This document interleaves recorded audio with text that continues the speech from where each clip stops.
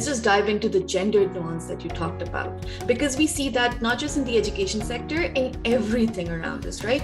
But how is it more amplified in the education sector? Yeah, so the thing is, in the education sector in Pakistan, there are things that we'll see which are different. In the US, you'll see gender playing in a different way, gender playing a role in the education system in a different way. I'll tell you something really interesting. You know, in Pakistan, we say the girl child problem, which is the education of the girl child that right now a lot of NGOs are working on. The World Bank is working on that. A lot of other Brookings Institute and all of these bigger organizations are really interested in, you know, the problem of the girl child and her education. And that's a huge concern because you know, in Pakistan, girls tend to drop out at a very early stage for various reasons. I did a policy brief back when I was in my master's, and I presented it in a conference. And we talked about, it was me and my friend, and we talked about how the dropout rate is impacted. The dropout rate of girls is impacted by the unavailability of washrooms in schools, or, you know, or separate washrooms. Sometimes there are no washrooms, and sometimes when there are washrooms, they're not separate washrooms for girls. And that is a huge concern for parents, because they don't want to say, especially when the girls hit puberty. So it's like if they're in grade 1 or 2, they still go to school, but by the time they're in grade 4 and 5, parents are not comfortable sending their girls alone to these fields to use the washroom, right? And, you know, so, and I understand it's a huge concern of security. And we did realize that it's not that parents don't want to teach their daughters. It's just that the opportunities and the infrastructure, especially in rural areas, does not support that.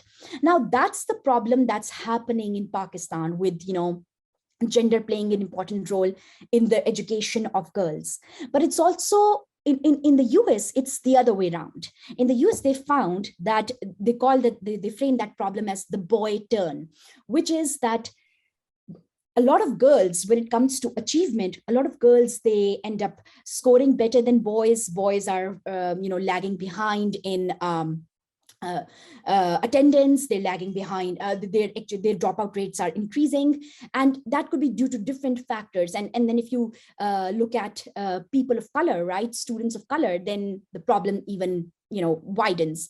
So it's very interesting how gender is playing a different kind of problem. It's playing a different kind of part in the US system, right?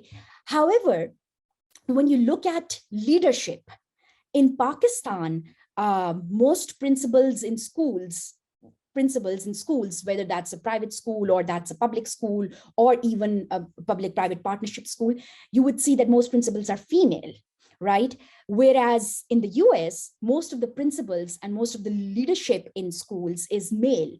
So, I mean, it's a very interesting thing to look at, that what is happening. We have the girl child education problem, but our education leadership is mostly consists of women, right?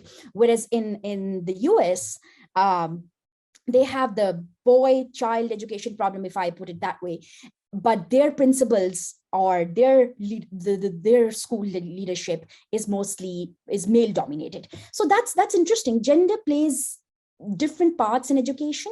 My specific interest is to look at how the gender of the school leadership in a public-private partnership setup or in a charter school setup, that is impacting competition. Because I feel like in even in the US and in Pakistan, we're moving more towards a business-like setup of general education systems, or just generally schools, right? And so I need to see that how leadership is impacting education in a way that ends up being equal in the context of gender. And I also want to look at how in this whole scenario, the gender of the leadership plays a part.